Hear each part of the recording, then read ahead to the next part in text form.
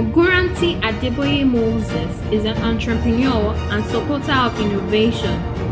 He co-founded a logistic platform, invests in startup through a VC firm, and is active in startup communities. He has a background in physics, entrepreneurship, and business development. Please make welcome Ogunranti Moses.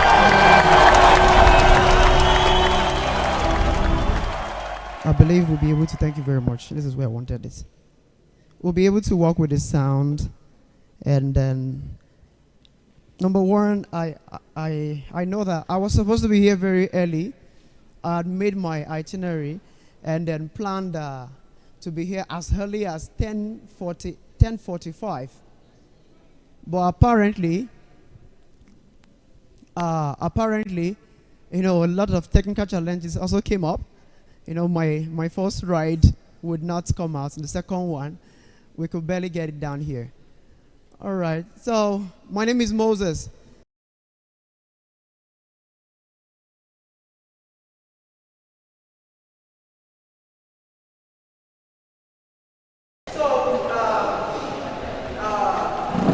What that then means now is that we have enough time, we have enough time to define how Africa is going to be, how you will be number one, how Ondo will be, and then how Nigeria will be. Then finally, how Africa, will be in the global games. Now, but the very secret of how we will be and what will happen to us is in how much of you and how much you become. That's why my slide is actually titled, becoming the next African or the new African. Then part of it is entrepreneurship. Okay, today, my company is worth $3 million, but I remember that 3 years back, we can't say it was worth anything. Okay, but one of the beautiful things about how much it is worth is that value of what the company is worth now, is how much we can sell the company for now, and that we can make it to our own pocket. Do you understand that? That there was a time that all of my revenue was just 10,000 naira, 5,000 naira, or all of my income was just a little above 100,000 or a million per annum. That there was a time like that time does exist. It's a proof that process exists. Yes or yes? Yes. Good. Now, the very base of what we are able to make Africa become in the next 10, 20, 40, 50 years lies in number one, second is entrepreneurship. The psychology of entrepreneurship itself, the philosophy behind it, the mentality of entrepreneurship. $1 million. Let me get you right on something. I've kind of like seen an audience before that found it hard to pronounce $1 billion. Can you tell me that you are not that audience? Can you try and pronounce $1 billion? Try. Not million, $1 billion. Good. Because the moment you can pronounce it, it ingrains within your system. I'm from Ibadan. And if you know us very well, we like our native tongue so much. Do you understand? But it cannot limit how big I must become, how great I must become. So must it be for you. But between where you are right now and where you want to go to, there is a whole lot of work. And one of the things that makes short that work is entrepreneurship. Look at this entrepreneurship here. The very basic meaning of it is a process of setting up businesses for value. Okay? Very basic meaning. But let me give you another definition around it. When you are able to turn anything into gold, into money, that's entrepreneurship. Anything. That means if you give me a paper right now, just a sheet of paper, I can make money selling a sheet of paper to everybody here and still become the richest man in your country. As a matter of fact, one of the richest persons in Asia sells nylon, polythene. And then one of the richest persons in Nigeria, in Africa, sells salt. Do you understand? Of the richest persons in Europe, in the US, they sell technology, they sell ideas. Good ideas can get you anywhere. Get this right. But good ideas that solve a problem. Hello, are you with me? Now, good. Because after this, I want you to be so good that you're never poor a day again. You never go hungry except you want to fast. Or you want to personally, subscribe to what we call voluntary poverty. How many of you know about voluntary poverty here? Yes, there's something called voluntary poverty.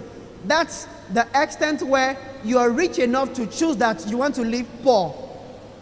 Okay? I want you to write it down and circle it somewhere in your book. Voluntary poverty, and go read about it. It was named after Lucius Cincinnatus, a man for which they named Cincinnati in the US after him. Now, why am I saying all of this? Let me tell you something. You can be in your university here and spend 4 or 5 years thinking, deceiving yourself as you are deceiving your parents that you're studying, because at the very end, we all know that your study is not going to get you a good job, not here in Nigeria, not here in Africa, not in next 10 years. Are you getting that right? Because if you're really going to get a good job, you're going to do more than you are doing right here. And that more is in the knowledge you can acquire, how much of becoming you can become. It's beyond the school books. As a matter of fact, most of your school books are teaching you historical records of what is written there. Meanwhile, right now in the world, we're not using what was written in 1956 again now. Get this right, because you can just play the normal game of Naso in B, Naso I B. Okay, let's just manage. So now only you come to this world, something like that. You can play that normal game and you will play it for 50 years and you'll be rich and wretched and poor and buried in an average grave. But your life should be more than that. Do you agree? Good. Do you agree? You are bigger and better.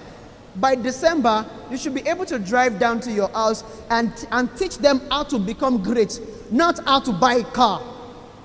Because cars, jets, when it's time and you need it, as I am this morning now, I woke up around, I like to be at my event very, very early. I'm not a late comer, because we always say something.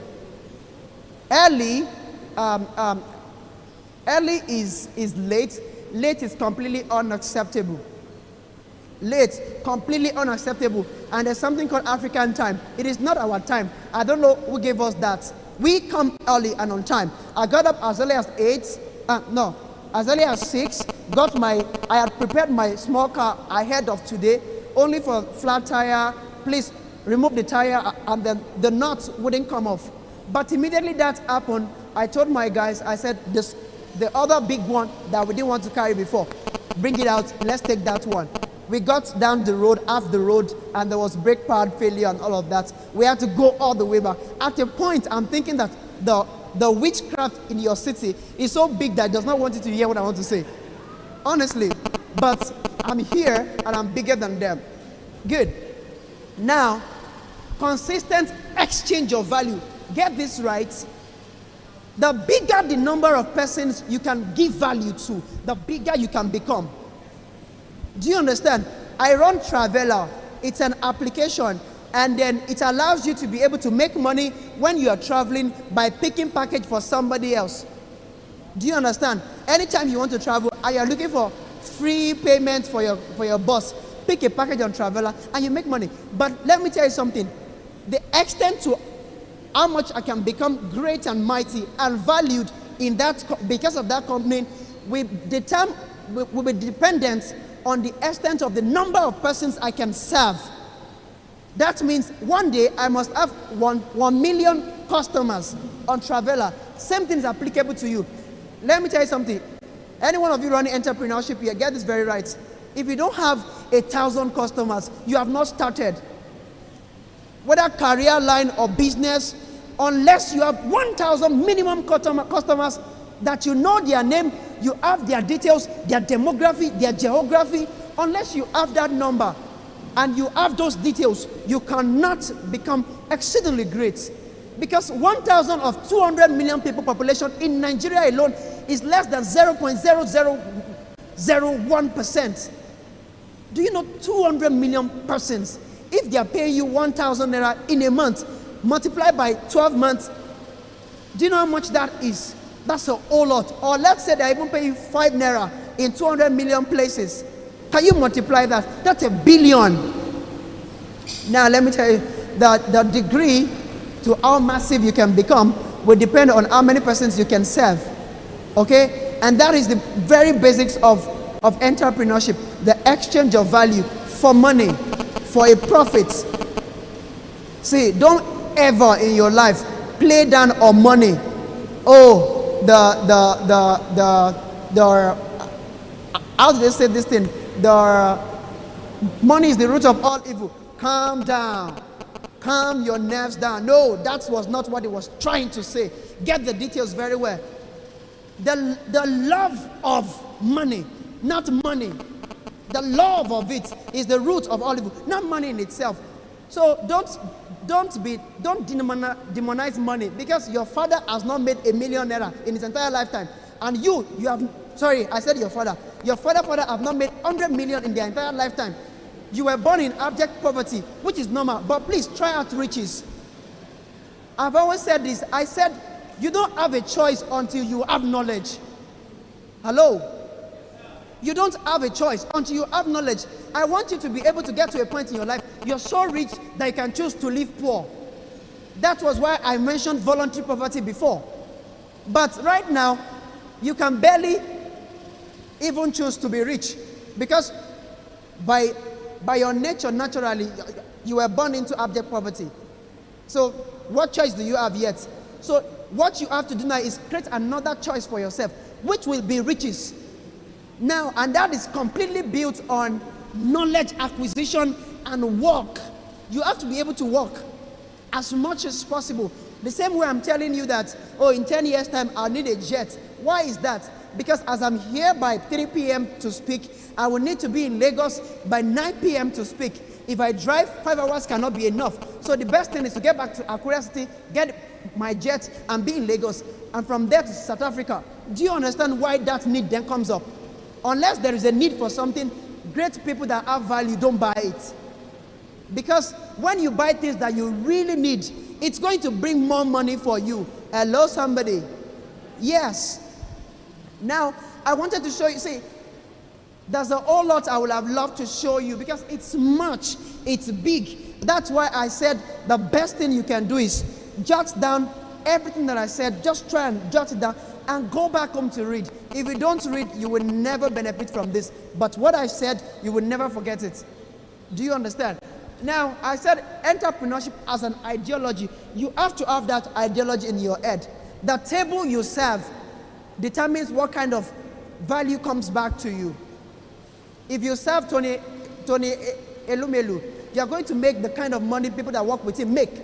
If you serve Dangote, you are going to make the kind of money that people that work with him make. If you serve a shoemaker in your neighborhood, you are going to get shoes and spoiled ones or repaired ones. Do you understand? The kind of table you are able to serve determines how much value comes back to you. Hello, somebody? Now, that means that if you really want good money, you have to serve big persons. But big persons start from small things, small persons. You know, serve people around you first. Sell something to your roommates, to your dorm mates. Sell something small first, but grow the value fast. It takes 5 years to build a company to stoop down. It takes 10 years to make it stand a little bit. 40 years to make it unforgettable. Do you understand? So if you calculate those 5, 10 years, 40 years, and those years come very fast. Today you are 35 years old. Yesterday you were just 25. Time flies. And unless you do the right things, you're going to waste it. Hello, somebody? Now, I'm teaching you how in that 5 years time from now, you look back and you'll be so happy at where you are. Because I look back 5 years now, I'm here now, I'm glad where I am, and it's the beginning of mightier things. Do we agree? Now, there's something called the ABC of entrepreneurship. It was shared 2 days ago by Mayan Ogunranti. She's the lead at Ingressive Capital. Anytime you are looking for capital, and you have done your due diligence very well, you can apply. They can give you as much as $10 million. Why are we using dollars? Because that's more like the global value that we can use to communicate with more persons at the same time. And then the value on dollars, the fiat value, is good. Do you understand? We're not using naira because to mention $10 million in naira is like a trillion or billions. So it's so, mesmerizing. Now, the ABC of entrepreneurship. Every time you always need a brand new idea. Let me make this simple. How can you be worth $50 million? Good. If you have 10% of a company that is worth $500 million, you will be worth $50 million. Yes or yes? Yes. If you have 10% of a company that is worth how much? $500 million, you will be worth how much? $50 million. Do you understand? By valuation. So you can write it down, valuation somewhere. Now, you always need a good idea, a new idea. Something has to differentiate what you're selling from what everybody else is selling. Or else, it's just the same thing and your market is shared. Do you get that? Then something else is something that can change the entire global world. Not just any idea.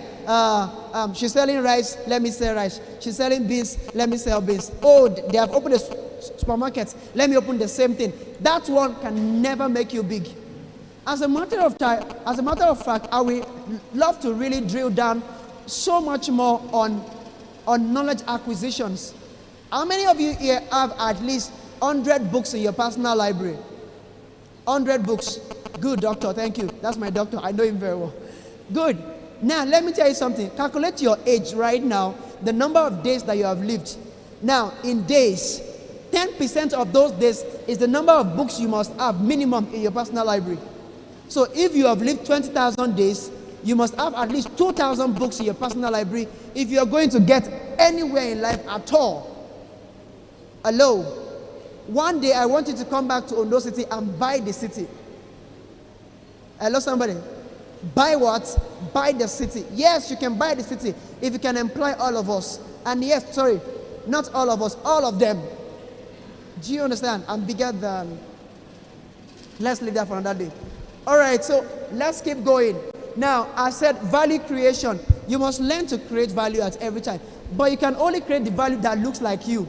If you are a designer, a developer, and you're just thinking that you are the biggest developer in Ondo City, my friend, you are a joker. There are more development groups, developers that are working on quantum computing at the same time, and you are working on HTML, which is not even a language in the first place. Are you kidding me? This is bigger than your purview. Do you understand? I needed to work on global stuffs. Somebody said global stuffs. Something big enough that it can buy your great-grandfathers and bring them out from the grave. Do you understand? Something that everybody in the entire world can pay you so much for. But that requires so much knowledge about the entire world. I often mention this person. His name is Peter J. Daniels. He's one of the richest in Australia. He has at least $4 billion in assets. Now, his worldview, 0 to 10, is 3. How much he knows about the world on a scale of 0 to 10 is how much? 3. 3 of 10. And he has assets worth $4 billion. This man has read over 2,000 biographies. If I ask you, on a scale of 0 to 10, what is your own worldview? Hello, what is your worldview? Off scale, bar, off scale. That shows how much you've read. You've not read. And the very beginning of all of this is you have to read. I'm not even telling you to go and start business immediately. I'm telling you that you have to go back into your room and buy lots of books on entrepreneurship and read them so good, so well, that nothing can stop you. Is that my time? Thank you. How many minutes? Thank you. All right, so that is that about that. Now, people management. You have to be so good in managing people. You can't just talk to anybody anyhow because you don't know who is who. Okay? And then every person that you meet are a potential customer of yours, even your enemy inclusive. Sometimes when you are fundraising, we often say something. You often fundraise from venture capital firms, from family, friends, and fools or foes. That means your enemy must be able to invest in you. You must be so good that you can make your enemy invest in you. Because if your enemy can't invest in you, there's very small chance that you can really be as big as you may want to. Because your enemies may be so much, my dear. Do you understand? Now, people management, the extent to which you can manage people is the extent to which resources can be attracted to you. And let me mention this. Now, your quality of persons will determine the quality of things that can be attracted to you. You will not struggle for anything if you are a quality person. Hello, somebody. The more quality you drive into yourself, the more books you read, the more great tapes you listen to, the more persons you reach out to, you get, and you speak properly to, the more value that comes back to you. Do we get that? So from now on, you must be so good with everybody. That does not mean you should be stupid, but I'm saying be so much of a quality person that you communicate with every person, imagining them to be great persons, not low persons. Do we get that? Now, good. Now, I've said skillfulness in idea management, all of that. Now, ideas, it's great ideas that metamorphosize into income-generating values. Great ideas. And ideas are always built on problems. If you are looking for the next big idea, my dear, go and look for the next big problem. When you solve the next big problem, you will find the next great idea. And that idea can bring you on any seat whatsoever. All right? Now, that will be really all for today. And then one more thing, no matter what you're doing, get this right. If you cannot sell it, it's like you're doing nothing. Distribution is key. Distribution is what? Is key. You must be able to distribute whatever you have created to the vast mass of persons. Travel all around, go places and sell whatever you have created. And as a matter of fact, it's not every time you have to create something new. You can distribute something better than the creator and become richer than the person that created it in the first place. Distribution is a gold mine on its own. Distribution. You can decide to start distributing bottled water and you'll be richer than the company that made the bottled water in the very first place. That is to tell you that you don't have to create it every time. Sometimes what you need to do is distribute. Somebody is in Ondo City making gari very well. Can you package that gari and redistribute such that it's only your gari that is bought in South Africa, that is bought in other West African countries? Do we understand that? Now, that will be all for today. Scaling is important, but don't bother about this yet, because all of this, it's big on its own that you will not get it so much, and then there's no time for that. Now, yes, my name is Ogunranti Moses, and then I'm on Instagram. I answer you every time if you message me on Instagram, I'm going to answer you. Any questions you have, you can ask it on Instagram. And as a matter of fact, I'm doing a giveaway for as many of you that download the Traveler app, iPhone and on Android. I'm going to tell the backend guys to give me the new downloads, and then we'll give raffle to the first 5 persons, first 5 random persons. And tomorrow we're coming here for entrepreneurship education for everyone.